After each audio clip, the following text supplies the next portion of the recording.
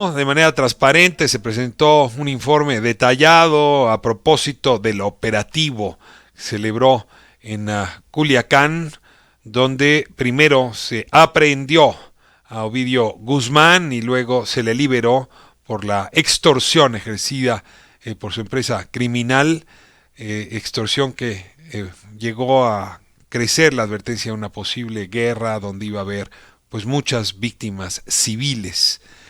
Hay muchas discusiones a propósito de este ejercicio de transparencia, pero por lo menos hay una premisa que es cierta. Es la primera vez que vemos una exposición así de detallada de cara al público. Uno se imagina que muchas veces al presidente de la República, otros presidentes de la República en turno, habrán recibido partes similares, con cronologías, con responsables, con imágenes, con evidencia. Pues la primera vez en que se abre la sala del poder y la audiencia, la ciudadanía asiste a un reporte de este tipo y que en efecto tiene como ventaja generar confianza a propósito del acto de informar, pero también desconfianza, hay que decirlo, porque cuando uno presenta la información, pues surgen más dudas que ni siquiera estaban originalmente en el horizonte. No pienso aquí ahora hacer una suerte de cronología o un punteo largo de esas dudas que me hayan surgido a mí en lo personal a propósito de este informe, pero sí quiero centrar la mirada en un tema principal, en la diferencia en contenidos entre los discursos del mando civil y el del mando militar a propósito de este operativo. Alfonso Durazo, el día de hoy, secretario de Seguridad, cabeza del aparato de seguridad, cabeza de la Guardia Nacional y quien por mandato constitucional debe conducir esa política, dio un mensaje político. Vuélvalo a escuchar usted. Es un discurso donde se repiten las principales premisas, los principales valores, deje plantearlo así, de la estrategia de seguridad del presidente López Obrador.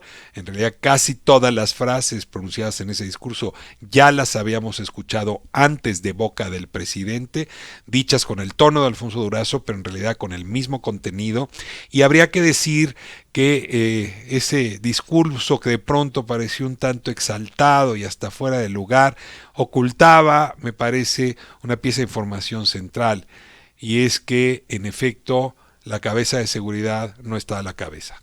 Alfonso Durazo no estuvo a la cabeza de lo que pudo haber sido una de las detenciones más importantes en el arranque de la actual administración.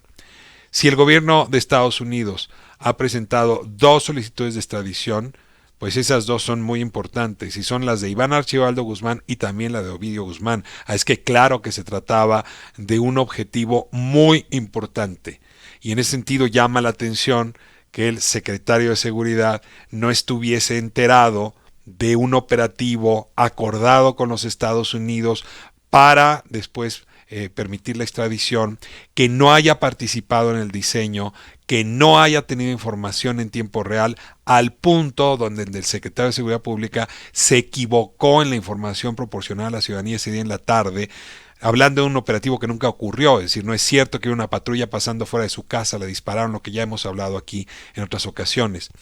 Pero acá había la duda de qué tan adentro había estado este operativo el mando civil. Pues el discurso de hoy, yo diría, poco exaltado, basado en valores y en principios, pero no en hechos reales, nos confirma que Alfonso Durazo ese día no estaba encargado de la estrategia de seguridad. Y claro, la siguiente pregunta es si lo está otros días, si está enterado de otros operativos, si está enterado de otras órdenes de extradición o si está enterado de otras órdenes de aprehensión.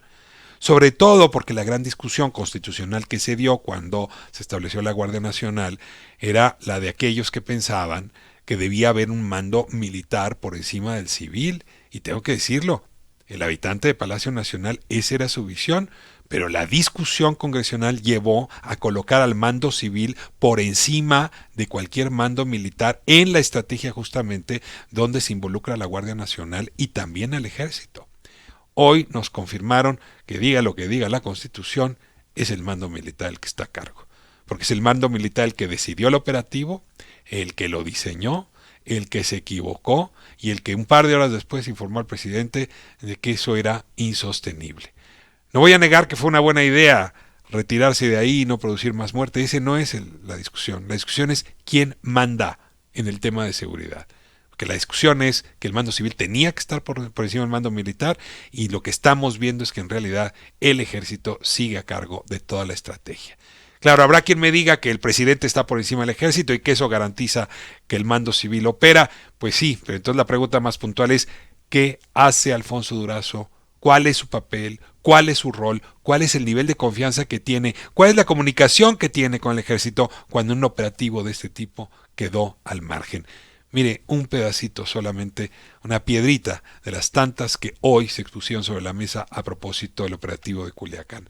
¿Cuántas cosas más tendremos que hablar de este informe? Con todo, se agradece la transparencia, porque es mejor hablar con información sólida, solvente, confirmada por la autoridad, que seguir especulando. Comenzamos el programa.